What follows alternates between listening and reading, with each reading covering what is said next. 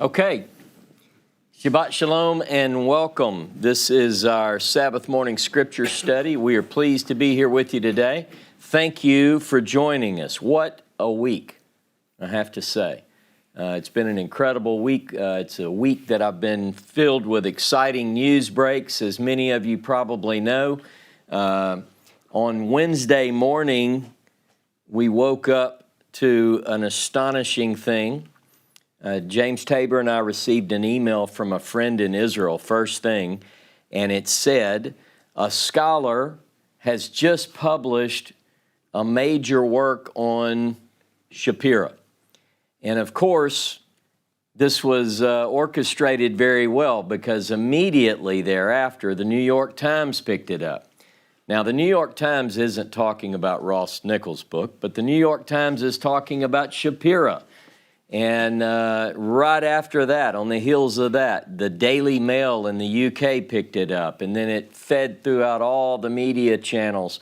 So this is really, really exciting news. People are reading about it, and I think that many of you who are listening this morning have already ordered the book, but I just wanted to remind you that now it's in a whole different world. It's one thing when Ross Nichols says, hey, I think maybe this might be authentic. Here's the whole story. I want you to read it. I want you to get the story down. But I was very, cautious. And I won't give away the book, obviously. This is not Saturday mornings are not about talking about the book, other than to say I was cautious in that I said, ultimately, scholars will need to decide. So I just have to tell you, by the way, on themosesscroll.com, I have an author's blog, and I wrote about this. But this 217-page book is by a scholar by the name of Idan Dershowitz. It's called The Valediction of Moses, a proto-biblical book. So here's an academic. Now, many of you, you can download it for free. I have it on my website, so I encourage you to do that, particularly if you study Hebrew, because this is an academic book. It's not written for a wide audience, a lay audience. But bottom line is, here is a scholar who is undergraduate and graduate training at the university, at the Hebrew University, several years of yeshiva study. In 2017, Idan Dershowitz was elected to the Harvard Society of Fellows and currently is the chair of Hebrew Bible and its exegesis at the University of Potsdam in Germany. He says Shapira's scroll was authentic and ancient, dating it back to the very earliest biblical period. So I am very, very pleased that, first of all, that my book came out first, because somebody might say, oh, he copied off of, but I want to establish a relationship with Mr. Idan Dershowitz, and more of that is to come. So if you haven't read the book, I encourage you to do so. And this is not so much about me blowing a trumpet about my book, other than to say it's a good book. The subject matter is quite incredible, and I plan, not on Saturday mornings, but I plan in the very near future to begin some online podcast and things like that about the content of this book. But today, we are in an ongoing series called Prophet. We are in class number 15. We haven't determined yet how long this series will run, but we are still very deep into the prophets. And I'll tell you that within the larger category of the prophet series, I've started a new series. Let's call this a sub-series within the prophet series, if that's okay. And the sub-series is really about the servant in Isaiah, the servant in Isaiah. I don't want to say the servant of Isaiah, because then you think some might believe that I'm saying it's a servant to Isaiah. This is within the book of Isaiah. there is quite a bit about the servant, used many, many times in Isaiah. And last week I introduced the subject, and so I wanted to begin today's class with a disclaimer. I want you to understand that this series within the series, The Servant in Isaiah, is not a beginner's class. Everybody understand that? In other words, anybody is welcome. I encourage people to listen in, and I try to make things understandable as best that I can. And I'm not speaking down to my audience. This audience, I know most of you study the Bible as much as I do, but I'm saying that, some people might find it difficult to follow. We are going to cover things. This is going to get deep very quickly. We are covering things that most people may not know because we're actually working through very methodically, very carefully, the text of Isaiah, particularly within Isaiah's second part, as scholars refer to as Deutero-Isaiah. Chapters 40 through 66, scholars have identified as a work within the broader work of Isaiah. I'm not going into a lot of detail on that, but particularly, I'm looking for texts that deal with the servant in Isaiah, and as you'll note, they primarily come in these latter chapters, 40 through 66. And I wanted to kind of tell you at the outset of today's class, I mentioned it last week, that scholars have identified within Isaiah, particularly Deutero-Isaiah, a series of 4 songs called the servant songs. They're 4 poems, as some scholars put it, within the broader literature of Deutero-Isaiah, and they were first identified as such, i.e., the servant songs, by a German scholar in a publication in 1892. The scholar's name was Bernhard Doom. Bernhard Doom, in his book published in 1892, the English translation of the title, it's published in German, the English title is The Book of Isaiah, Das Buch, the Book of Isaiah.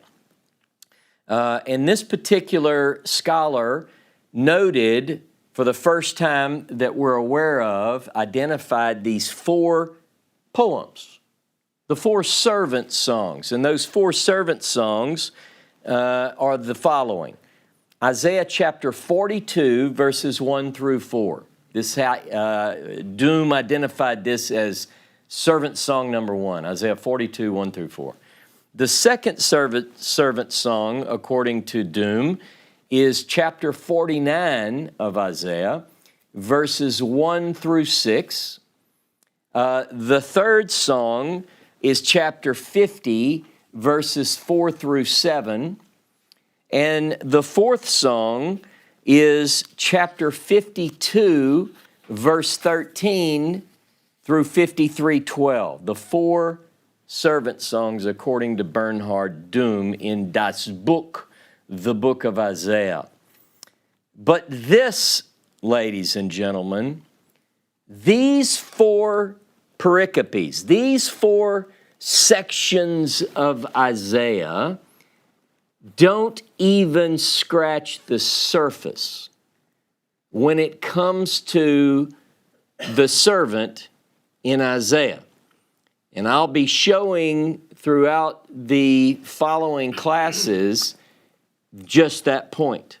In fact, I began that last week. Last week's class, I began with that first servant song, Isaiah 42, verses 1 through 4. But if you listen to that class, I didn't restrict myself to those 4 verses. In fact, I very quickly began to pull in other passages which were tied directly through words and phrases with the language used in that first song, Isaiah 42, 1 through 4. The servant in Isaiah speaks, you hear what I'm saying, The servant in Isaiah speaks and is spoken to and of. So we have some text where we get the language of the servant. And we get some text which describe the servant from another speaker, where another speaker is speaking either to the servant or of or about the servant, right? So all of these have to be incorporated into these particular classes. These all that I'm covering in this series, these all are found in that second part of Isaiah. And by the way, some scholars have even broken that out further. They consider chapters 1 through 39 of Isaiah to be fairly representative of the 8th century BCE prophet, Isaiah the son of Amoz, and then they look at chapters 40 through 66. Some say this is another person altogether. It's totally different language, style, and then some would even say that there are Deutero-Isaiah, Trito, number 3 Isaiah, on and on and on and on. That's not what I'm doing here.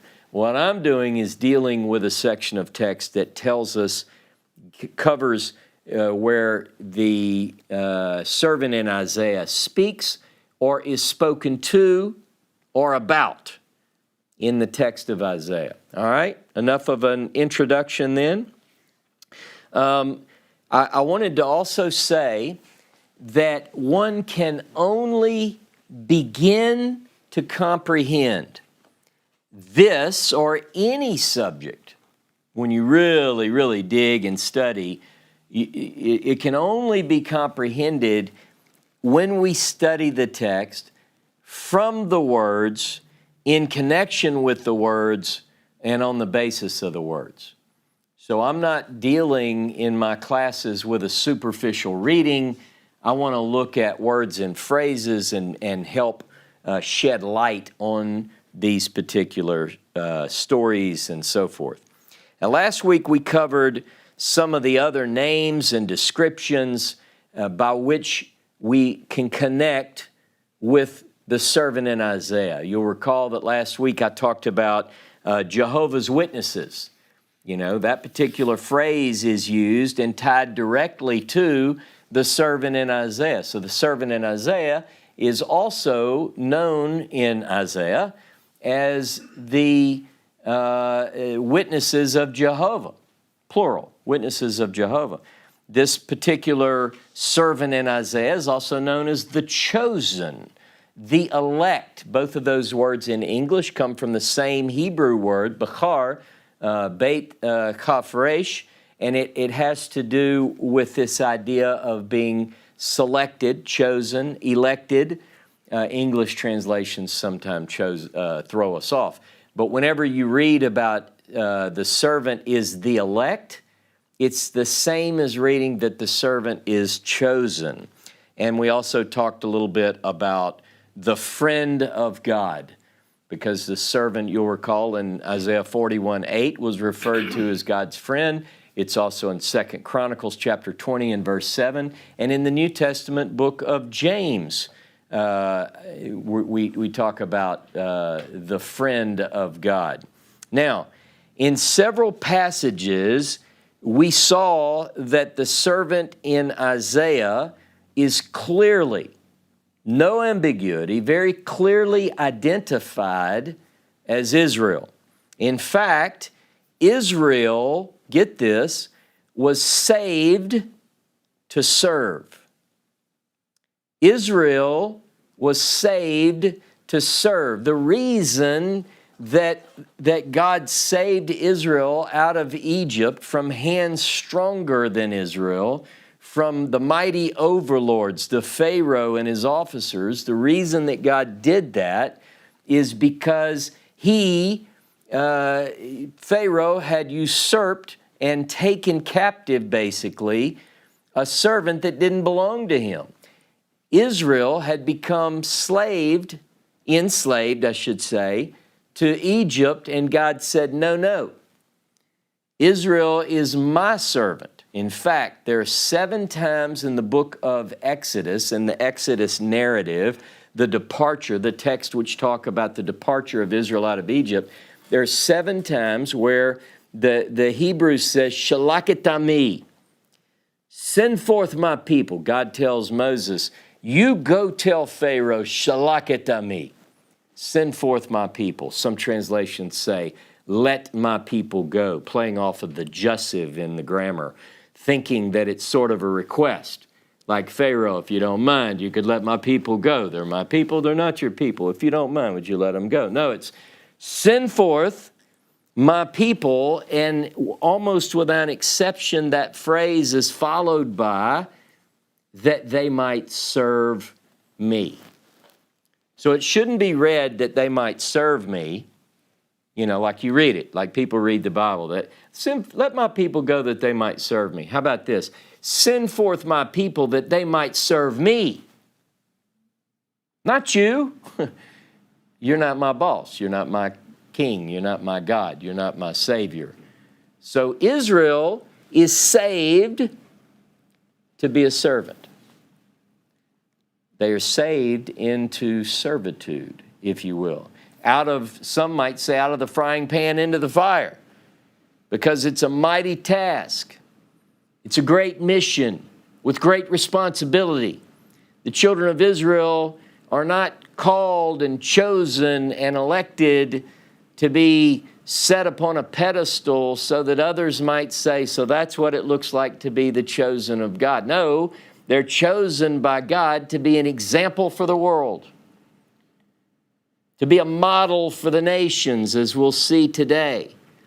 Nations will look upon Israel, the specially selected and chosen and elected group, and say, my, what a wonderful and intelligent nation this is. Who has laws such as they do?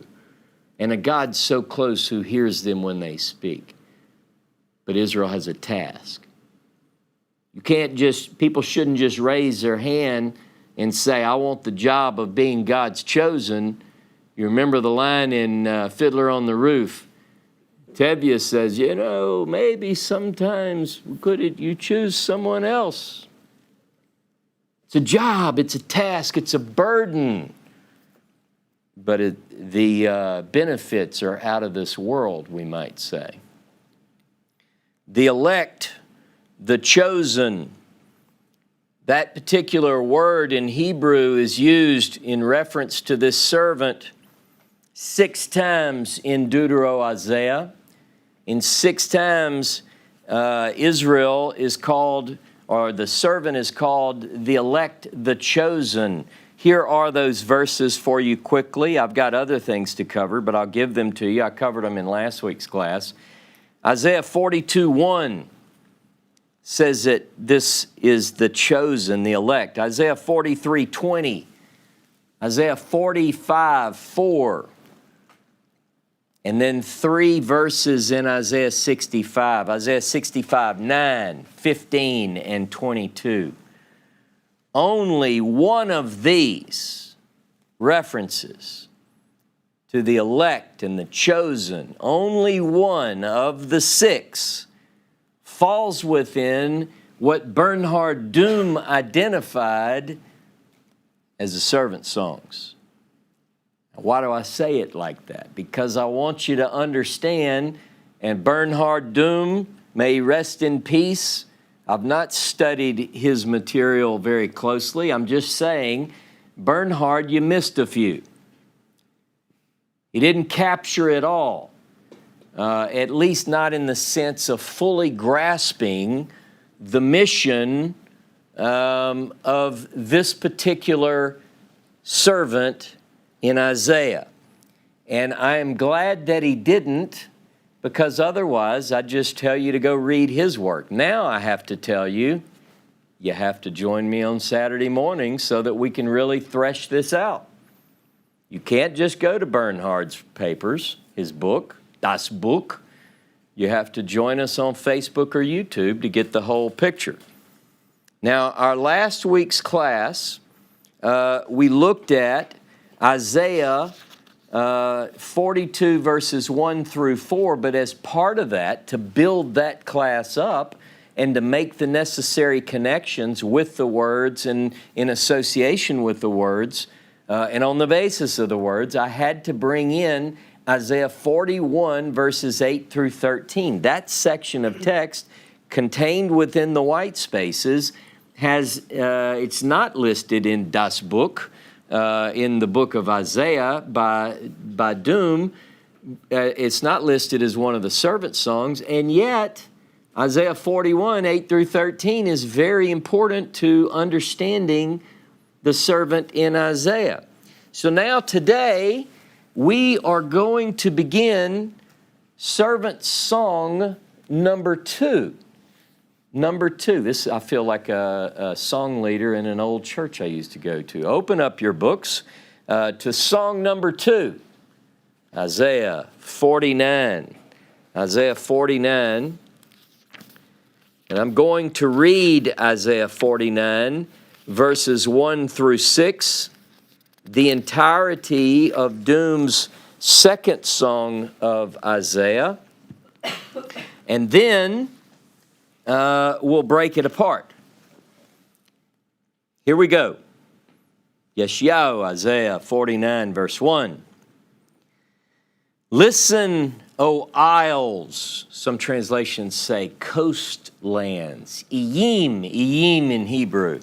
Listen, O isles, to me, and hearken, O people from far.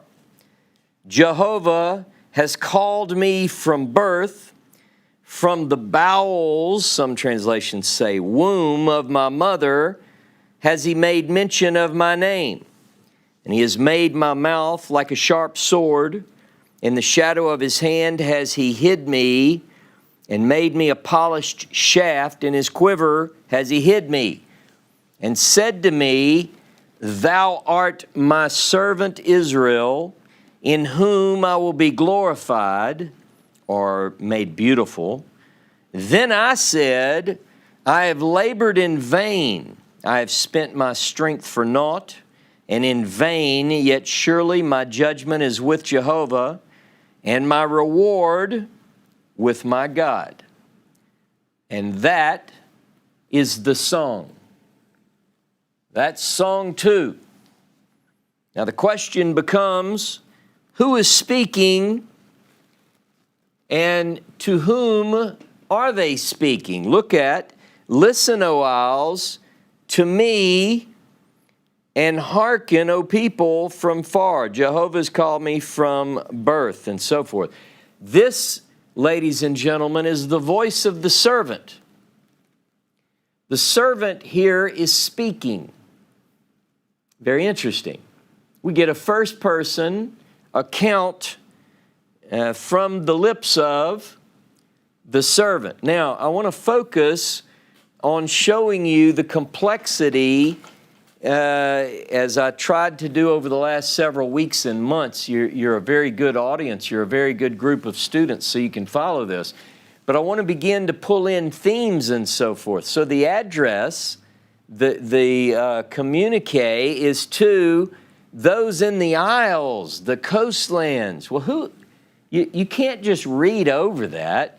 This plays into our story. Now, as I reach into the text and I begin to unpack this, I'm not going to be able to fully explore every one of these references, because what I'm going to do now is I'm going to show you this idea of coastlands, isles, and we're going to go from text to text where Isaiah talks about this group who's scattered. Who is this, and why is it important? But I'll only read the verses. I don't have time to cover it all. Not in this class. We'll do that in subsequent classes. So let's do this. Go with me. Hold your hand. No, you're not going to be able to hold your hand here. Forget it. Go to Isaiah 11. Isaiah 11. Now notice I'm going back prior to what is called by scholars Deutero-Isaiah. I'm not dealing with just Deutero-Isaiah. I'm going to an early part of Isaiah. Isaiah 11 is considered by many to be one of the chief messianic, they call this messianic passages, but the Messiah is not mentioned in there, but just for your notes. Now look at Isaiah 11:11, easy to remember. And it shall, by the way, the white space begins at 11:11. And so I'm opening this class here. And it shall come to pass in that day that Jehovah, the English says Lord in all caps, but that's not what it says in Hebrew. It's Adonai. In that day, Adonai shall set his hand again the second time to recover the remnant of his people that shall be left from Ashur, from Mitzrayim, from Patros, from Cush, from Elam, from Shinar, from Hamat, and from the islands of the sea, or the coastlands, right? Depending on your translation. So here we have, remember in Isaiah 49, it mentioned the coastlands.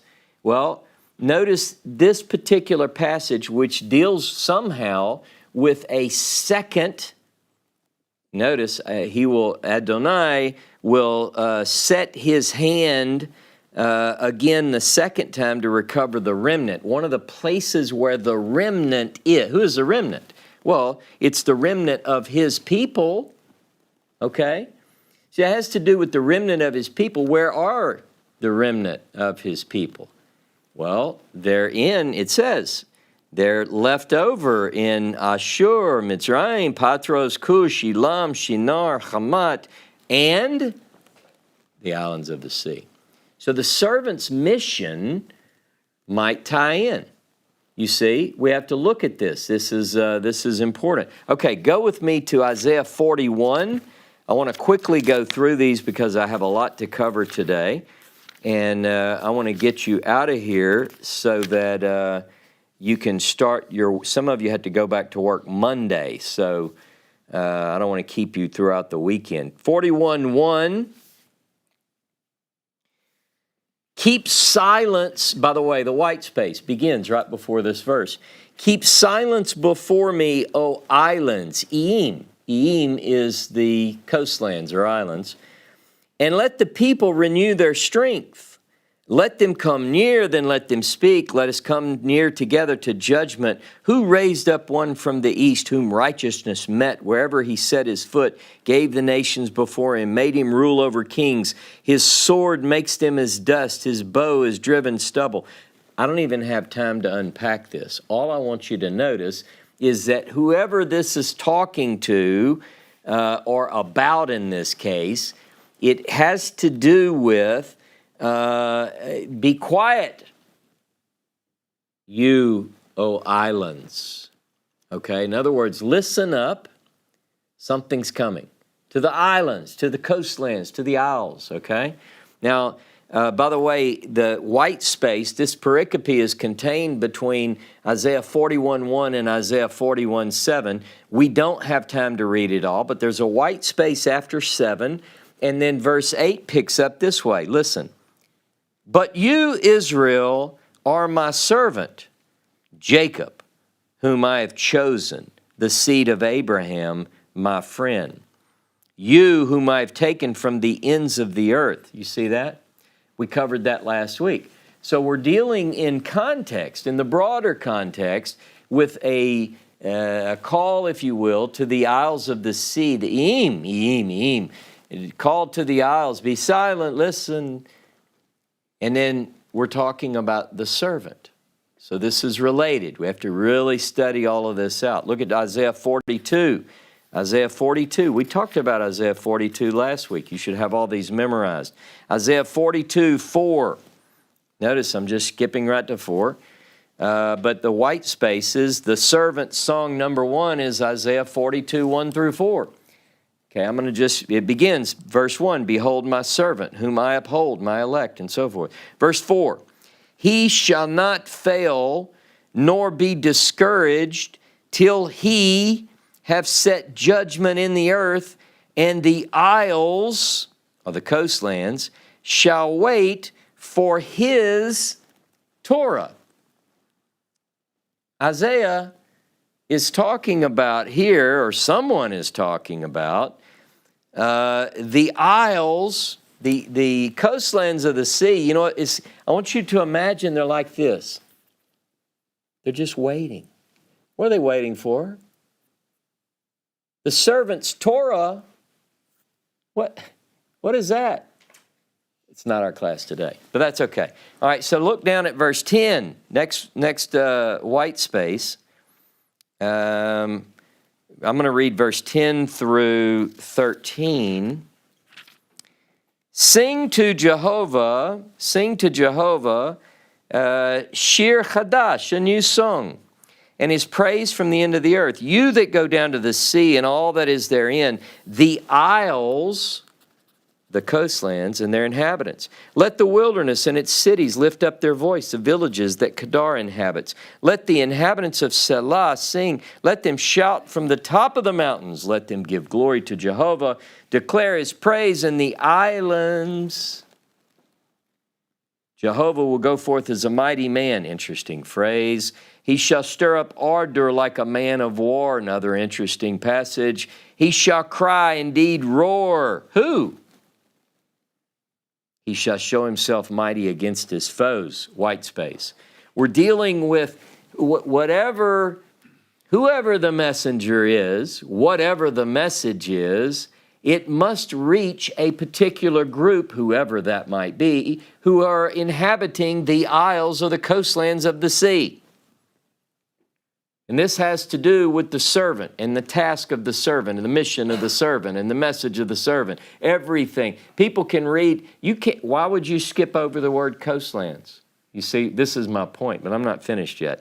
Go to Isaiah 51, Isaiah 51:4. And I know people are excited. They want to jump ahead. I'm not looking. I can't keep up with the screen. But we're going through these in a particular order. So stay with me.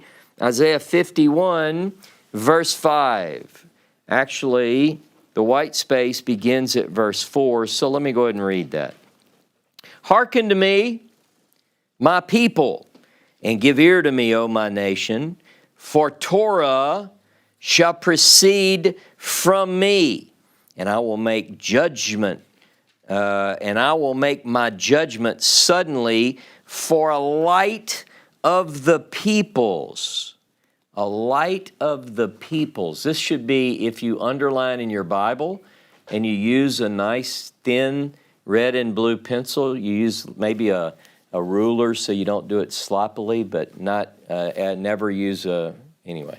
But if you underline that phrase, for a light of the peoples. Now, here we go. Verse 5, my righteousness is near, my salvation is gone forth, my arms shall judge the peoples, isles, coastlands, Eim shall wait upon me, and on my arm shall they trust. Now, arm is a whole nother subject. We're not even touching that.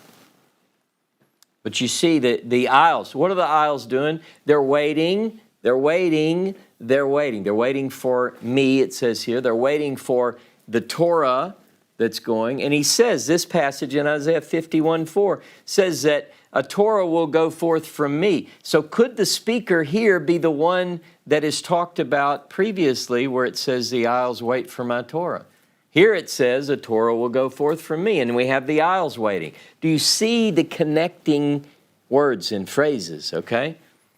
This is why you study the text from the words in connection with the words and on the basis of the words, because you can never, ever, ever, ever identify who the servant is if you only look at, oh, I think this sounds like so-and-so.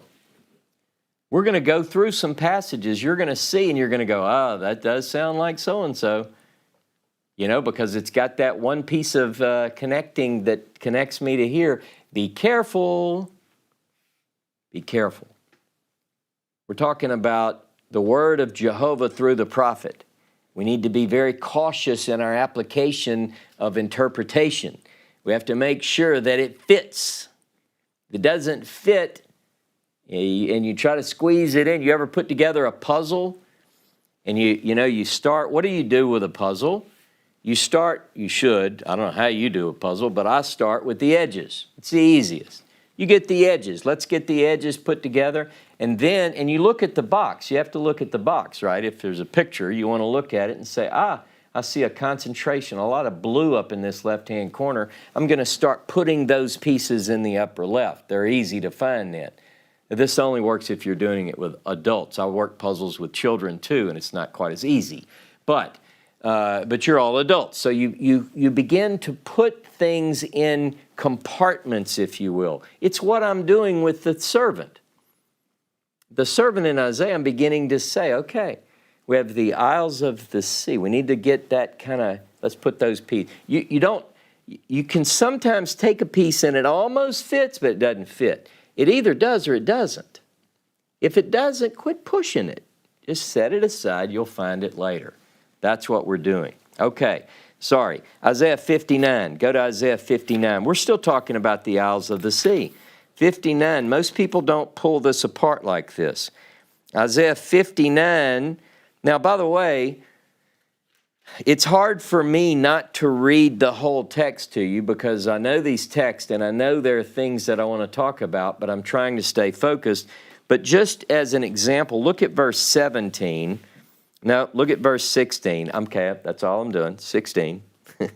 And he saw that there was no man and was astonished that there was no intercessor. Therefore, his arm, very key, brought salvation to him, and his righteousness, it sustained him. For he put on righteousness as a breastplate and a helmet of salvation upon his head. And he put on the garments of vengeance for clothing and was clad with zeal as a cloak.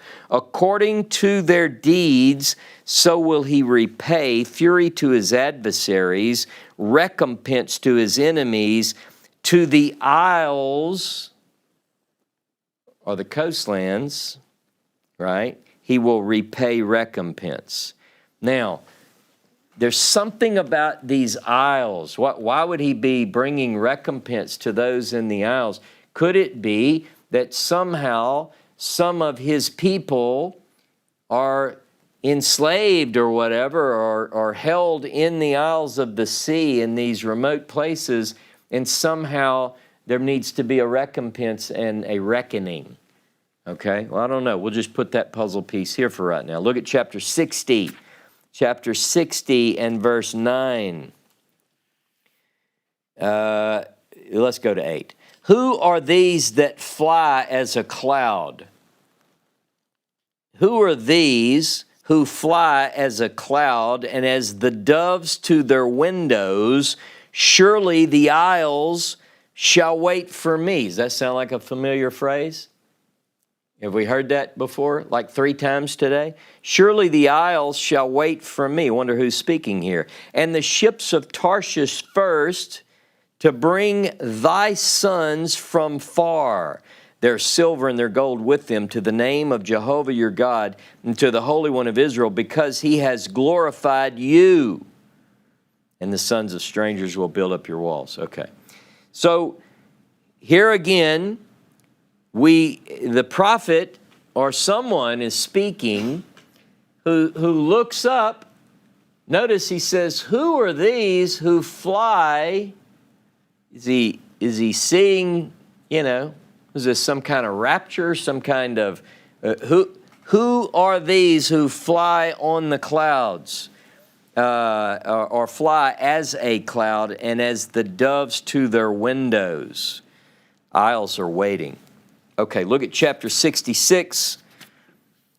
Last passage that I have on the isles, and then we're going to get deep. And I will set a sign among them,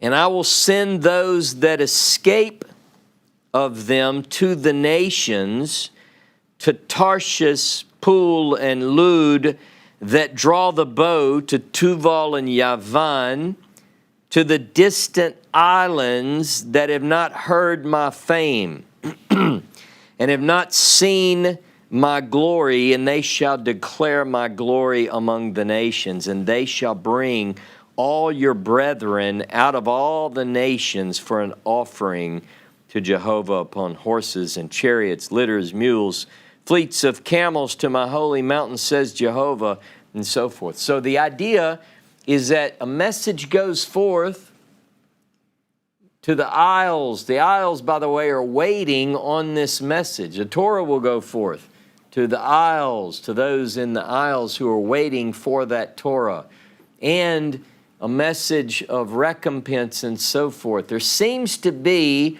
a group who is in the Iyim, the Isles of the Sea. They're in the most extreme parts of the planet, really. Now, go back with me to Isaiah 49. Isaiah 49, in verse 1.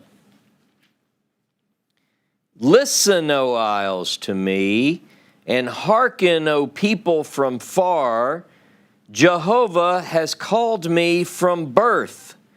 From the bowels of my mother has he made mention of my name. Now, who is speaking here? Some scholars have put forward the idea that the writer of Deutero-Isaiah is Jeremiah. You know, because Jeremiah talks about this in Jeremiah chapter 1, how he knew him before he was born, see? So some do that with this particular text. We have to ask, does that fit throughout? So what we're going to look at now is Jehovah has called me from birth, or from, in Hebrew, beten is like belly, the belly. There's another word for womb, but it's basically the womb. So beten is from the womb. Let's look at a few passages because we want to identify who is this who says he's been called from birth, or from the bowels of my mother, he's mentioned my name. Who is that? Right? Now, look with me to Isaiah 44. Isaiah 44.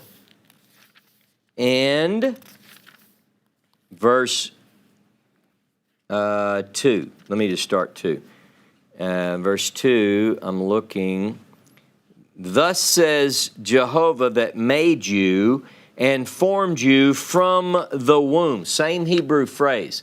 Again, remember when I mentioned that some mention Jeremiah in this context. Does it use the same word here?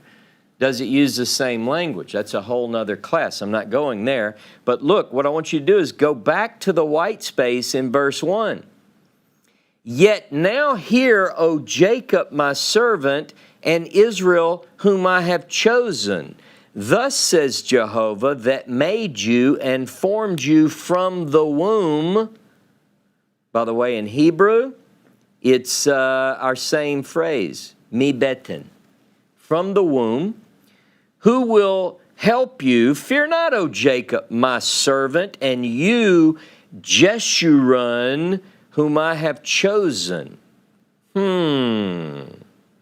Again, I'm not going to continue this passage. It runs through verse 4, and it talks about how God will put his spirit on this particular group. What particular group? Israel. Who is it that God called from the womb, from the bowels of the mother? Well, at least here, it's Israel. Jacob, my servant. You see, it's very clear. No ambiguity. Jacob, my servant. Israel, whom I've chosen. He formed you from the womb. Very clear. No, you can't squeeze in another. The pieces have to fit the puzzle. You might have the right puzzle, but you got the piece in the wrong place, okay? Now look down at verse 24. 24, white space begins right before 24. Thus says Jehovah your Redeemer, and he that formed you from the womb. Who is this talking about? Well, Isaiah 44 earlier was talking about Israel and Jacob. Let's go back to verse 21. Remember these, O Jacob and Israel, you are my servant. I have formed you. You are my own servant. O Israel, you shall not be forgotten by me. I have blotted out as a thick cloud your transgressions. You see that? In fact, no, we'll look at it in a minute. No, let's go ahead. Your transgressions as a cloud, your sins. Return to me, for I've redeemed you. Sing, O heavens, for Jehovah has done it. Shout, you lower parts of the earth. Break forth into singing, you mountains, O forest, and every tree in it. For Jehovah has redeemed Jacob and glorified himself in Israel. Break, and then it says, thus says Jehovah your Redeemer, and he that formed you from the womb. Who's it talking about? Okay, that's 2 for 2. Now look at chapter 46. Chapter 46 and verse 3, beginning at the white space. Hearken to me, O house of Jacob, and all the remnant of the house of Israel, who are born by me, born, like lifted up by me, from birth. You know what it says in Hebrew? Mibeten. It's from the womb. Who are carried from the womb, and even to your old age I am the same, and even to hoar hairs will I carry you. I have made, and I will bear, and I will carry, and I will deliver you, white space. Again, who is it that God has called from the womb? Special task, special mission, clearly named Israel, Jacob, my servant. I'm beginning to think I'm holding in my hand a piece of the puzzle that is often tried to fit into another place on the puzzle. I think I'm getting close. You feel it? You feel like this is getting closer? Look at chapter 48, Isaiah 48 and verse 8. 48:8. Let's see. You did neither hear nor know, nor from old was your ear open. For I knew that you would deal very treacherously, and was called a transgressor from birth. Again, this is a phrase that is the exact same mibeten. But look back up at verse 1 of chapter 48. Let's see who this is addressed to. Hear this, O house of Jacob, who are called by the name of Israel.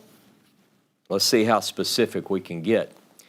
And are come forth out of the waters of Judah, who swear by the name of Jehovah and make mention of the God of Israel, but not in truth, nor in righteousness. For they call themselves of the holy city, stay themselves upon the God of Israel. Jehovah of hosts is his name. All right, point made. Isaiah 44:2, go back to that for just a moment. I want to pick up one thing. 44:2, I have chosen you, thus says Jehovah that made you and formed you from the womb, talking about Jacob, my servant, Israel, whom I have chosen, formed you from the womb, who will help you. Fear not, O Jacob, my servant, and you, Yeshurun, whom I have chosen. Who is Yeshurun? This word, this name, this designation only occurs 4 times in the Bible. English generally says Jeshurun with a J. That's okay. Jeshurun. Who is Jeshurun? Well, it only occurs 3 other places, and all 3 of which, I want everybody, not here because they'll hear you, but in your home, where do you think Ross is going to say it only occurs in one book of the Pentateuch? Only one book of our Torah. It occurs in, they're all whispering Deuteronomy. Yeah, good guess. Deuteronomy. Only Deuteronomy knows about Jeshurun. I wonder why. Read the New York Times. Read my book. Okay. Go to Deuteronomy 32, please. Deuteronomy 32. And verse 15, Deuteronomy 32:15. This is part of a poem, right? But Jeshurun grew fat and kicked. You art grown fat, you are become thick, you're covered with fatness. Then he forsook God who made him and lightly esteemed the rock of his salvation. Who is Jeshurun? Look at chapter 33 of Deuteronomy. Deuteronomy 33, and I want to go to verse 5. Let's go to verse 4. Moses commanded us a Torah, the inheritance of the congregation of Jacob, and he was king in Jeshurun when the heads of the people and the tribes of Israel were gathered together. Who is Jeshurun? King in Jeshurun? Never heard of such a thing. Look at verse 26. There is none like the God of Jeshurun or Yeshurun, who rides upon the heavens to your help, and in his excellency on the clouds, the eternal God is a dwelling place, and so forth. Yeshurun is a poetic name for Israel. In Hebrew, the root of Yeshurun is yashar, and it means upright. It's upright, like righteous, upright, yashar. And so it's almost, as you read these verses, the one who is to be the model, the one who is to be the one that nations are supposed to look at and get the way of God. You're supposed to be the upright one.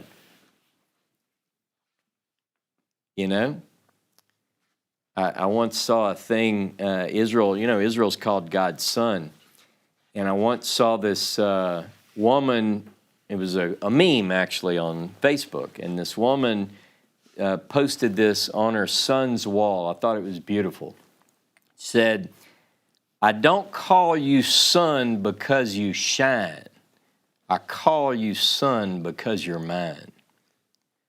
It's the idea that even if Israel does not do its best job every day, the gifts and calling of God are without repentance. You can't take that back. God said, you are mine.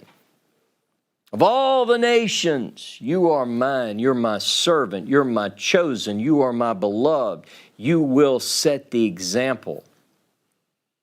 And they will. And in many ways, they have, as we'll see. Yeshurun is about Israel. Now go back to Isaiah 49. Isaiah 49, because we're only in verse 2. Isaiah 49 and verse 2 says, Listen, O isles, verse 1, listen, O isles, to me, hearken, O people from afar.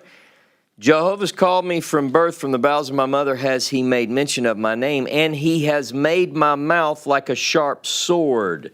Like a sharp sword. Go to Isaiah 11. I've got to move quickly. Isaiah 11.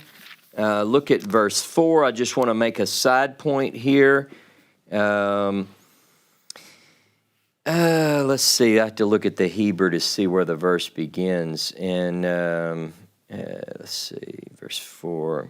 Okay, with righteousness he shall judge the poor and decide with equity for the meek of the earth. He shall smite the earth with the rod of his mouth, and with the breath of his lips shall he slay the wicked. I just want to make a note here. This is a possible puzzle piece. I really know it's more than that, but just as your notes go, Isaiah 49:2 says that he's made mouth like a sharp sword, and here we see that the mouth of this figure is what will bring about the battle. Now, what does that tell you? This is not a warrior king, so to speak, but the one wages war with his words. You see that? A rod of the mouth, the sword of the mouth. It's the whoever is being spoken of here. It's the words that will slay will smite the earth with the rod of his mouth, and the breath of his lips shall slay the wicked. Get that? It's words. Okay. Now, go with me. In Isaiah 49, it says, after that same verse, verse 2, mouth like a sharp sword, in the shadow of his hand has he hid me.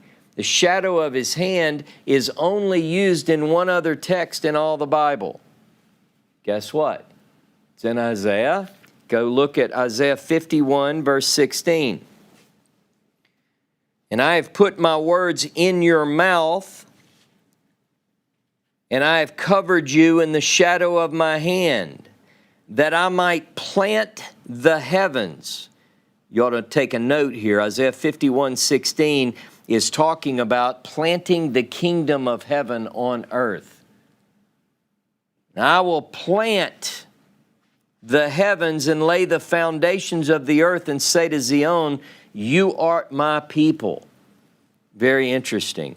And by the way, if you read in context, you will see who this is talking about, but I just wanted to connect the shadow of the hand here in Isaiah 51:16, who will be protected, who has a mission to plant the kingdom of God on earth. Also with Isaiah 49, which is clearly the servant, which is Israel, and so forth. So far, Isaiah 49:3. In the shadow of his hand has he hid me and made me a polished shaft. In his quiver has he hid me and said to me, this is the speaker, you are my servant, Israel. Boy, that's pretty clear there, isn't it? You know, I can hear somebody say, well, technically it doesn't mean Israel. Well, it looks like it does. In whom I will be glorified. Then I said, now who is speaking? This is Israel speaking. This is the servant speaking. I have labored in vain. I've spent my strength for naught in vain, yet surely my judgment is with Jehovah and my reward with my God. All right, it says, he said to me. He said to me. So this is first person. Again, this is the servant speaking. My servant are you. So the servant is saying, he heard God say, you're my servant. In Hebrew, avdiata, avdiata, avdiata. My servant are you. The servant says he hears God say, my servant are you. Avdiata. Where is avdiata found in the Bible? It's all in Isaiah. 3 times, all in this second part of Isaiah. One is here. 49:3. Go back to Isaiah 41. Isaiah 41 and verse 9. Wait, look at verse 8. Isaiah 41:8. But you, Israel, are my servant, Jacob, whom I have chosen, the seed of Abraham, my friend, you whom I have taken from the ends of the earth and called thee from its farthest corners, and said to you, Avdiata, Avdiata, my servant are you. Who's talking? Who's it? It's Israel. Okay. But some of you might be hard to convince. Go to Isaiah 44. Isaiah 44, verse 21. And I'm going to read 21 through 23 again, because I don't think you were listening earlier. You were playing. Remember these, O Jacob and Israel, you are my servant. You are my servant is Avdiata. You are my servant. I have formed you. You are my own servant. O Israel, you shall not be forgotten by me. I have blotted out as a thick cloud your transgression, as in a cloud your sins. Return to me, for I have redeemed you. Sing, O heavens, for Jehovah has done it. Shout, you lower parts of the earth. Break forth into singing, you mountains, O forest, and every tree in it. For Jehovah has redeemed Jacob and glorified himself in Israel. Avdiata, you are my servant. Go back to chapter 49. Chapter 49 and verse 4. You are my servant, Israel, in whom I will be glorified. Gee, we just read that. Then I said, I have labored in vain. I've spent my strength for naught and in vain, yet surely my judgment is with Jehovah and my reward is with my God. All right. Where it says, I have labored in vain, this is a servant. The servant feels as if all is for naught. Born the heat of the day. You know, just what good did it do? Looking back, what did that benefit me? You know, sometimes people get like that. You're like, I've been good, I've done the right thing, and, you know, what did that do? Now, 49, where it says labored in vain, in Hebrew, that word is the same word that's translated elsewhere in Hebrew as wearied. They shall run and not be weary. They shall walk and not faint. Isaiah, write these for your notes because I'm not going into them today, but Isaiah chapter 40, verse 30 and 31, that deals with they shall walk and not grow weary and so forth. That is the same. Who's it talking about there? It's talking about the same one it's talking about here. The one who says, I'm wearied. Isaiah 43, verse 22 through 28 cover the same idea about the weariness of the labor involved in being the servant. And Isaiah 65, verse 23, same thing. The reason I give you those is because I want to keep pushing forward. I have a couple other things I have to cover. In Isaiah 49, 4, part B, where it says, my reward or my recompense with my God, you know, this idea here, that's mentioned in 3 places, all in Deuteronomy. All in Deutero-Isaiah as well. This idea of recompense. Isaiah chapter 40 and verse 10. Isaiah 49 and verse 4. And let me show you one of them. Go to Isaiah 62:11. Now, you've seen this verse before because we covered it in a previous class. 62:11, behold, Jehovah has proclaimed to the end of the world, saying to the daughter of Zion, behold, your salvation comes. Behold, his reward is with him and his wages before him. You'll see that phrase again. All right. Now, Isaiah 49:5. Now you have to pay attention. Up to this point, we've looked at case after case after case and verse after verse after verse, which clearly say, Israel, Jacob, you're my chosen, you're my servant, and that's true. Abdiata. However, Isaiah 49:5. Pay attention. And now, va'ata amar Jehovah, and now says Jehovah, that formed me from the womb. So whoever is speaking,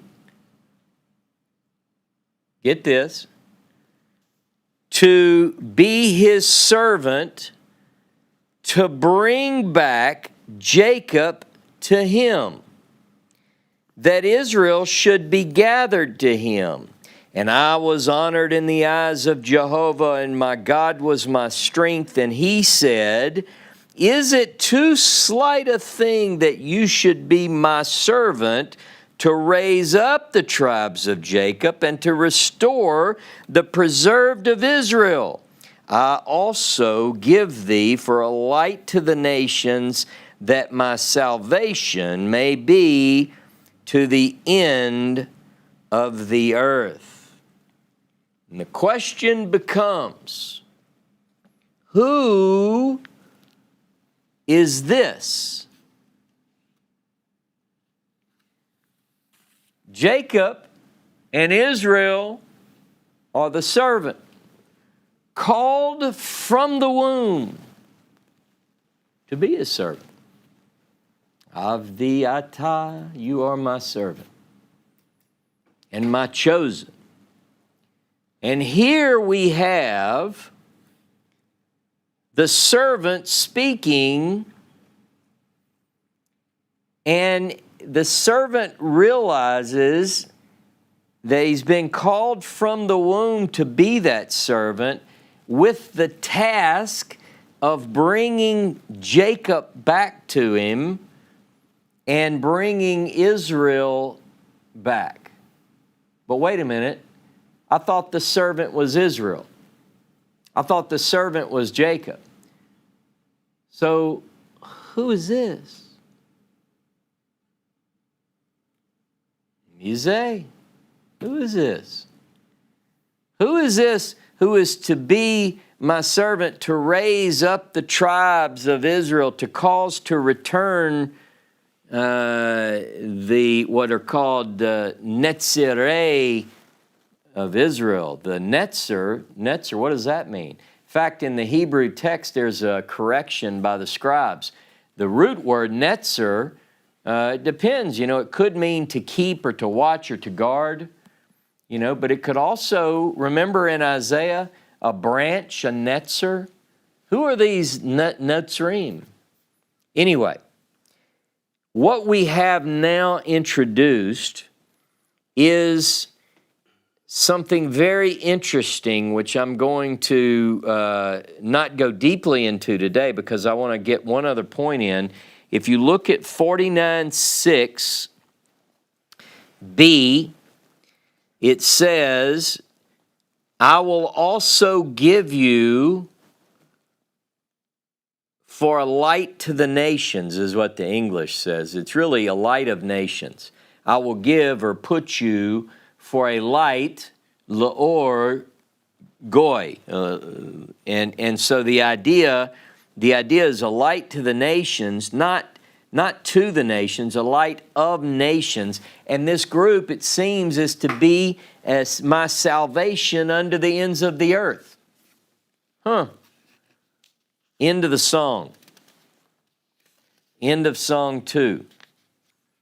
But it's not the end of the story about the servant. Because all this time, Isaiah 42, 1 through 4, Isaiah 41, verses 8 through 13, Isaiah 44, which we've covered in the past 2 classes, Isaiah 49, verses 1 through 5, seem to say the same thing. But when you get to Isaiah 49:5, Isaiah 49:5, you get an interesting twist in the story. Now, we thought we had it fit. In fact, I was beginning to push that piece into place like it fit perfectly. And then I read this. Whoever this is, in Isaiah 49:5 and 6, it's their job, the servant, to bring back the servant. Now we've got a servant within the servant. The question is, who is that whose job, yes, he's Israel, but he's also got to bring back Israel. Much does this create a big question mark. And I'm going to get into that, but not today. To get the rest of the story, you need to join us next Saturday morning at 10:30 a.m. Central Time as we continue our study of the servant in Isaiah. God bless you. Shabbat Shalom and Shavua Tov. See you next week.